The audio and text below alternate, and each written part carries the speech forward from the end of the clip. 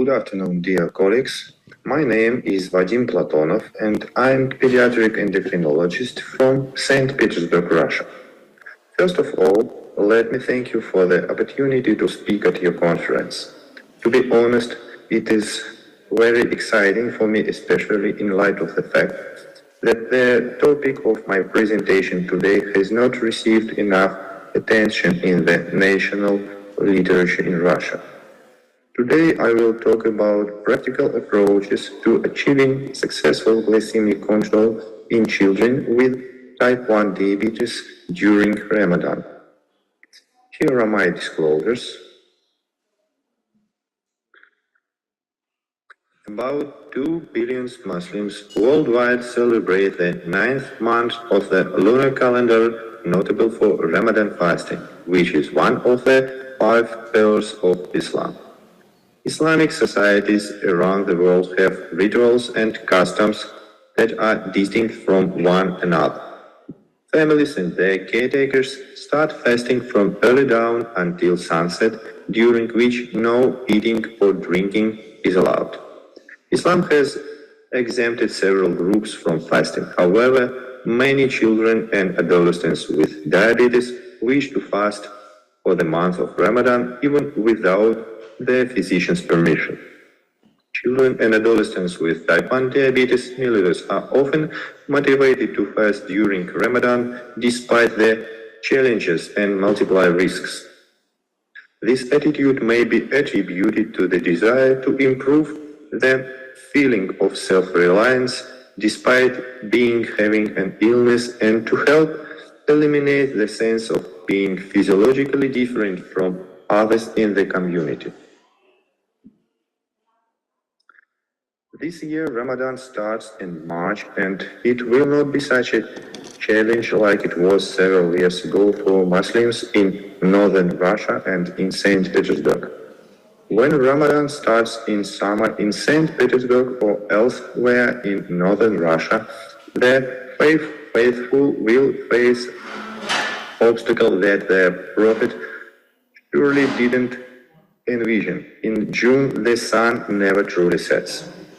These are celebrated white nights, the period lasting from the roughly late May to early July, when the few hours of twilight is the closest it gets to the true night. Although they are observed across the far north, white nights have the strongest association with St. Petersburg, the northernmost city with a population more than 5 million and Russia's unofficial cultural capital. For the city's Muslim population, it is exacting time. The Quran makes exceptions for the Ramadan fast for people suffering from illnesses, travelers, and women who are menstruating or pregnant, but it doesn't give instructions on observing the fast in the far north. According to the St. Petersburg Muslim authorities, the long-lasting daylight in the city at this time of the year is simply an extra challenge for their faith. In St. Petersburg, Muslims see this as a test. So, Muslims who observed the fast, the days waited up to 21 to 22 hours to break the fast. They could eat only 2 or 3 hours a day. The light day is shorter in St. Petersburg during late autumn, winter, and early spring, so the fasting will be less challenging that time. Subsequently, pediatricians in several healthcare centers agree that adolescents may fast if they have good glycemic control, hypoglycemia symptoms awareness, and frequent home glucose monitoring during the fast. Children and adolescents with diabetes may be at risk of developing acute diabetes complications such as diabetic ketoacidosis and acute hypoglycemic attack if medical advice is not followed. It is wise to set up protocols based on the clinical and laboratory data that allow for safe and reasonable fasting during Ramadan to ensure close follow-up. There is a major lack of evidence about the safety of Ramadan fasting by older children and adolescents with diabetes. Most of the available data are based on the adult studies, with very little done in the pediatric age group. Unplanned fasting may predispose an individual with diabetes to hypoglycemia and hyperglycemia with or without ketosis. Fear of these complications may influence the attitude of young people or that of their parents toward fasting. So, the most common complications of Ramadan in children are hypoglycemia, hyperglycemia, and risk of diabetic ketoacidosis. As we know from ISPAD guidelines, hypoglycemia and the fear of hypoglycemia are major physiological and psychological barriers achieving optimal glycemic control and may result in significant emotional morbidity for children with type 1 diabetes and their caregivers. It is a major complication of type 1 diabetes and one of the main reasons of diabetes distress and burnout. It is estimated to account for 2 or 4% of mortality in patients with type 1 diabetes, and the monitoring of hypoglycemia is a key component of diabetes care as an education about its causes, prevention, and treatment. So fasting in children during Ramadan is a common practice in Muslim countries, and children with diabetes find fasting boosting their self-esteem and making them feel equal to their peers. Pediatric endocrinologists highlight the risk of fasting and encourage close monitoring of glucose levels during fasting because hypoglycemia can occur various forms of basal insulin, which have a duration of action between 18 and 30 hours and with various types of insulin therapy regimens, such as multiple daily injections or continuous subcutaneous insulin infusion. In one of the first studies of glucose fluctuation in a pediatric population during Ramadan by Kaplan, symptomatic hypoglycemia was reported and resulted in breaking the fast during 15% of the days. There were no reported episodes of severe hypoglycemia or diabetic ketoacidosis or emergency room visits throughout the whole month. The average blood glucose during fasting was lower than during the eating hours. Hypoglycemia were observed in 16.7 and 29.3% of the 20-hour CGM readings. Hypoglycemia during fasting hours was 14.2 versus 2.5 during eating hours, and hyperglycemia was observed in 20% versus 17% in the fasting and eating hours. Some studies in patients with type 1 diabetes conducted different outcomes. In some studies, Ramadan fasting is proved to be safe if patients complete with frequent glucose monitoring and break their fast should hypoglycemia or hyperglycemia arise. Some studies show that fasting glucose levels decrease during Ramadan. However, a recent CGM study showed that glucose levels can remain stable during Ramadan. We study glycemic changes among children and adolescents with type 1 diabetes milliliters before and during Ramadan fasting using continuous glucose monitoring. Retrospective CGM analysis revealed similar results in time in range, time in hypoglycemia, in time in hyperglycemia before and during Ramadan, indicating no increased hypo or hyperglycemic events related to fasting. Glycemic variability metrics before Ramadan were similar to values during Ramadan. Another study showed no statistically significant difference for all participants in mean blood glucose levels before or during and after Ramadan. In addition, there was no significant difference in fasting days HbA1c levels and weight after Ramadan, as well as reported frequencies of hypoglycemia episodes and decay during Ramadan. And more than half of the patients of their families noted dose adjustment as the main support during the fast, followed by patients and parent support. All the patients who complete the fast were willing to fast the next Ramadan. So what are the goals and means of successful glycemic control? When we talk about goals, we mean better time in range, less hypers and less hypers.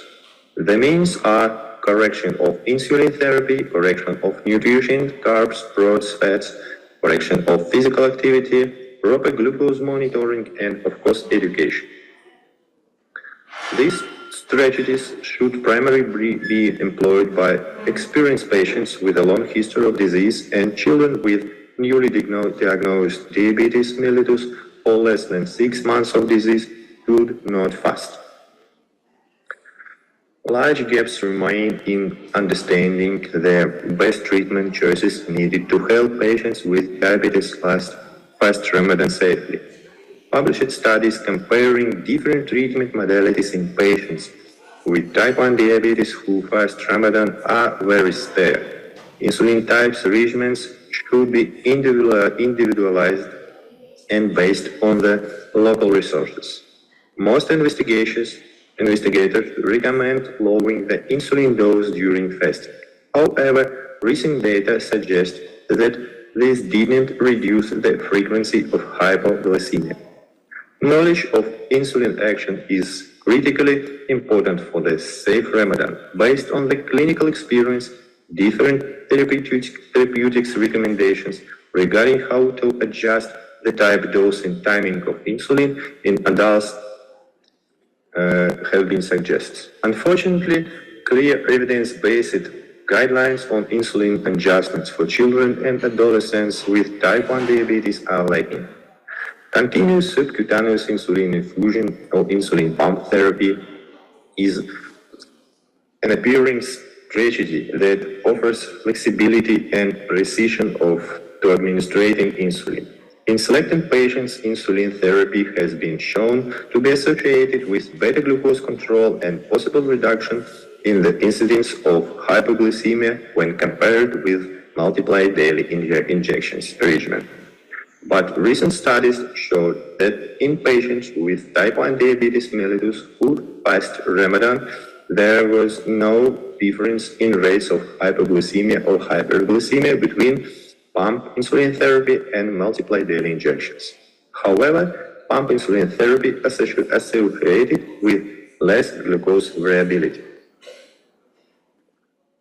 The use of sensor augment pumps with predictive low glucose suspend or hybrid closed-loop systems can lead to significant reduction of time in hypoglycemia in children with type 1 diabetes during fast.